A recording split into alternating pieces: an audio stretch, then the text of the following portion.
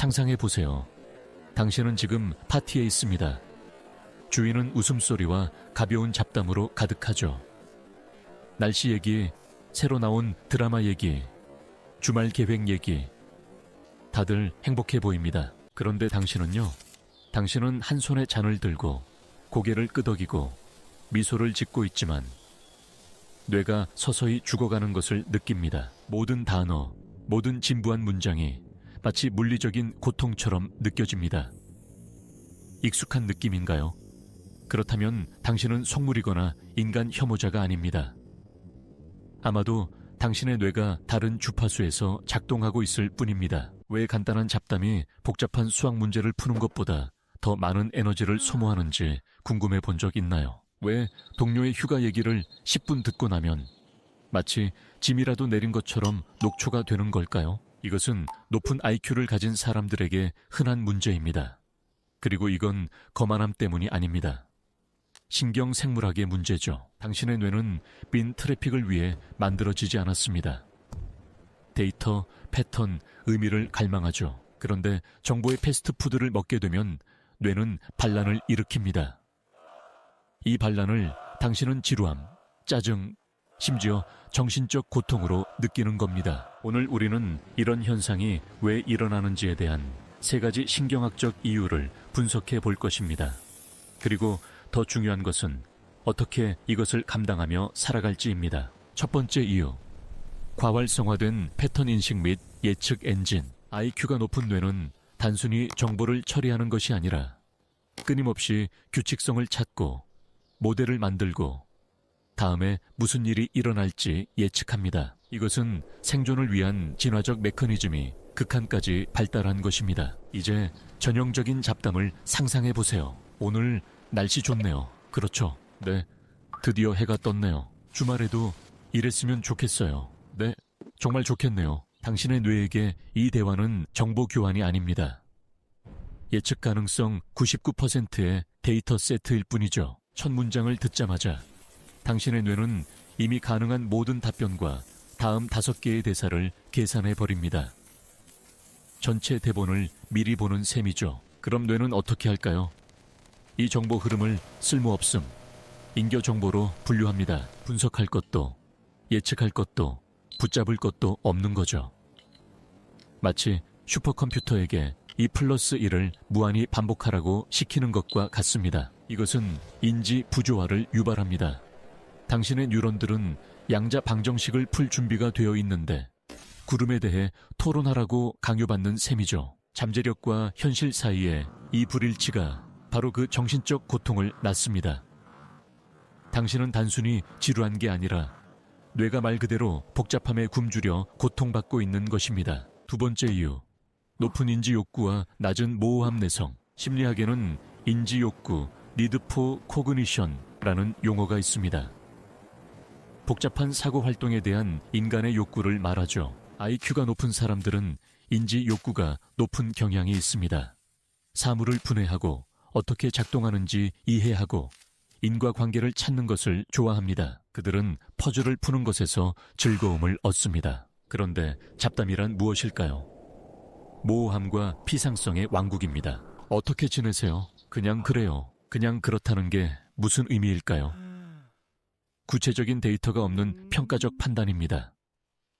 정확성을 추구하는 뇌에게는 공허한 소리일 뿐이죠. 누군가 잘 쉬었다고 말하는 것은 분석할 정보를 전혀 주지 않습니다. 어디서, 어떻게, 어떤 결론을 내렸나, 어떤 새로운 신경 연결을 만들었나. 대부분의 일상 대화는 사실의 논리적 분석이 아니라 일반적인 문구, 사회적 의례, 감정적 교류를 기반으로 합니다. 직접적인 분석이 어려운 생략, 암시, 숨겨진 의미로 가득 차 있죠. 이것은 좌절감을 만듭니다. 진실을 찾고 문제를 해결하는 데 특화된 뇌가 둘 다 없는 환경에 던져진 셈입니다. 조건도 정답도 없는 문제를 받은 것과 같습니다. 모든 조각이 같은 색이고 테두리가 없는 퍼즐을 맞추려는 것과 같죠. 무의미하고 고통스럽습니다. 세 번째 이유, 비동기적인 처리 속도와 깊이, 근본적인 속도 불일치 때문입니다.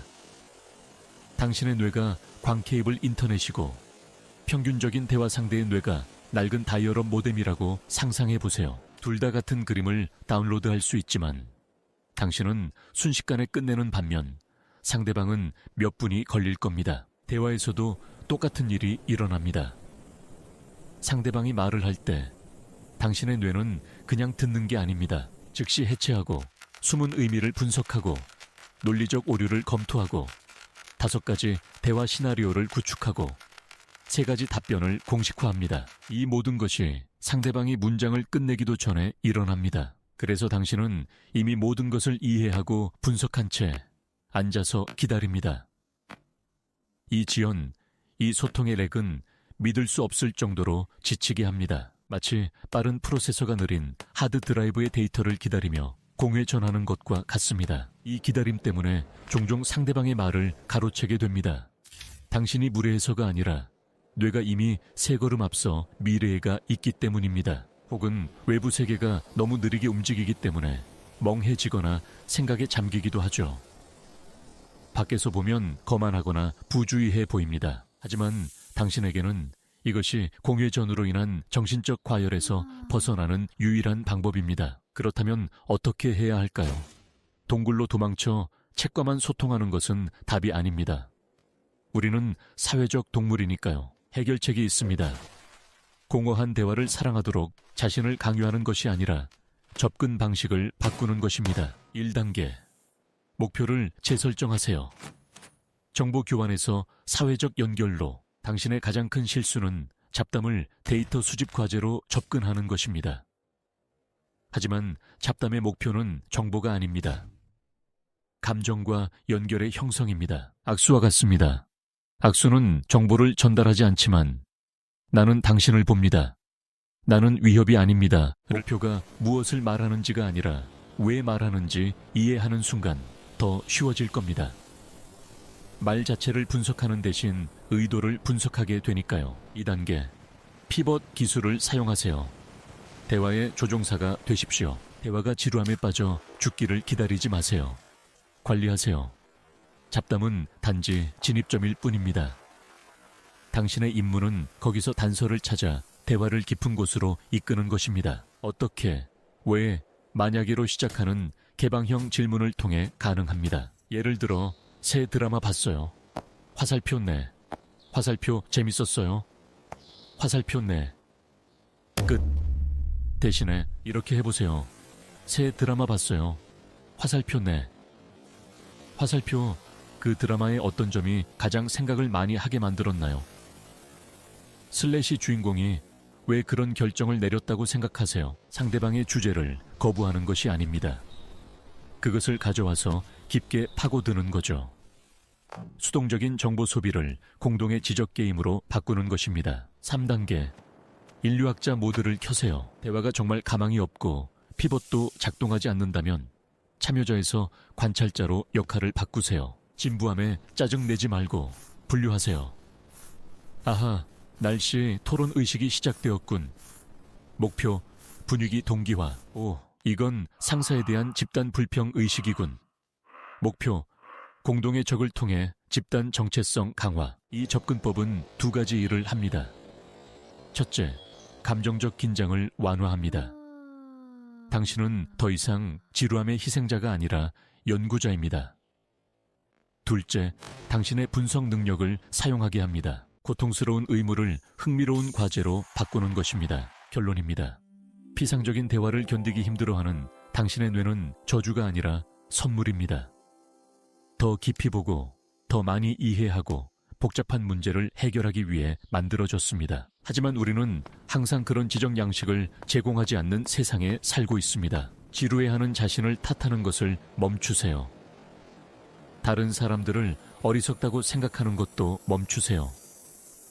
그들은 그냥 다를 뿐입니다. 당신의 과제는 자신을 부수는 것이 아니라 번역가가 되는 법을 배우는 것입니다. 피상적인 의례의 언어에서 깊은 의미의 언어로 번역하는 거죠. 잡담을 종착점이 아니라 도약대로 사용하는 것입니다. 이 3가지 신경학적 특성을 이해하는 것이 당신의 첫걸음입니다. 이 싸움에서 당신은 혼자가 아닙니다. 그리고 이제 당신은 이 싸움을 조금 더 쉽게 만들어줄 도구를 갖게 되었습니다. 그리고 누가 알겠어요? 다음 파티에서는 지루함에 죽어가는 대신 정말로 흥미로운 것을 발견할지도 모릅니다. 심지어 날씨 이야기 속에서도요.